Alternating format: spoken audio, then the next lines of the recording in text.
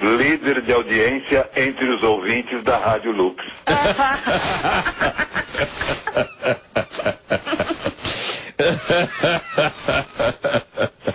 E perguntaram para um cômico português: por que você não faz piada de brasileiro? Ele respondeu: e precisa.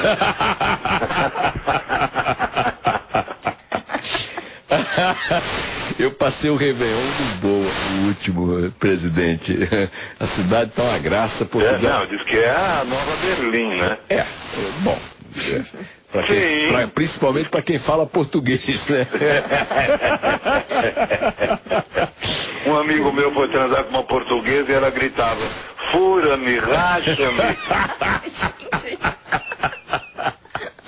Aí o cara pegou um picador de gelo.